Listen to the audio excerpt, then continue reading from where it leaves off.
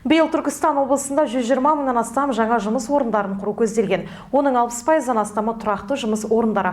Бұл жұмыстар өңірлік жұмыс орындарын құру картасы аясында және ұлттық жобалары мен мемлекет басшысының тапсырмасы негізінде 10 мың тұрғынға 100 жұмыс орны мемлекеттік бағдарламасы бойынша жүргізіледі. Аталған мәселе облыс әкімдігінде талқыланды.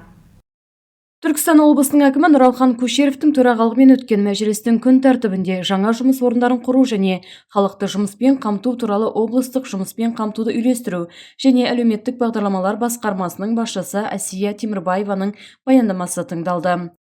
Енді былтырғы жылы облыс әкімімен өңірлік жұмыспен қамту картасы бекітілген. Соның аясында 118 мың жұмыс орындарды ашып, тиісті жұмысқа орналастыру мәселесін қарастыру жоспарланған. Бүгінгі таңға 2024 жылдың қорытындысымен 126 мың 988 жұмыс орындары ашылды.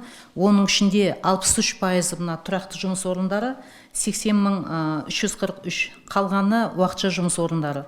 Бірінші кезекте мына дәлелді ретінде болатыны осы жұмысқа орналасқандардың міндетті зейнетақы төлемдерінің аударылуы. Бүгінгі таңға осы көрсеткіштердің негізінде 92% осы тұрақты жұмысқа орналасқан азаматтардың міндетті зейнетақы жарнасы түскен. Жұмыспен қамту басты міндет екен айтқан облыс әкімі осы жылға бекітілген индикаторлардың мерзімінде толық орындалуын қамтамасыз етуді тапсырды. Сондай-ақ президент тапсырмасымен барлық аудан қалада ашылатын отбасын қолдау орталығының жұмысын жүйелеуді міндеттеді. Отбасында зардап шеккендер осы орталықпен байланысып, жаңадан ашылып жатқан орталықтардан психологиялық, құқықтық және консультациялық көмек алады. Аудан қала әкімдері мемлекет басшысының тапсырмасын мерзімде және сапалы орындау қажет екенін барлықтарыңызға қайта жеткіземін.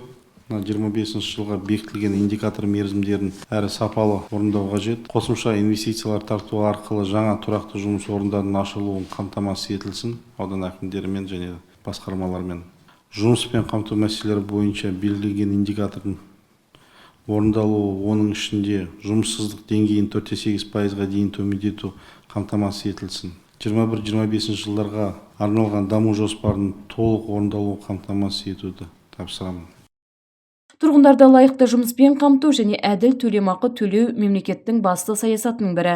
Бұл бағытта елімізде бірнеше бағдарлама жүзеге асырылып жатыр. Биыл білім, денсаулық сақтау, әлеуметтік салаларда жаңадан салынған нысандарға және субсидияланатын жұмыс орындарын аяқтағандарға тұрақты жұмыс орындарын ашу жоспарланып отыр. Түркістан облысы әкімінің баспасөз қызметінің көмегімен Әсем Жұмалиева, Гүлмира Саржанова, Ақпарат, Түркістан қаласы.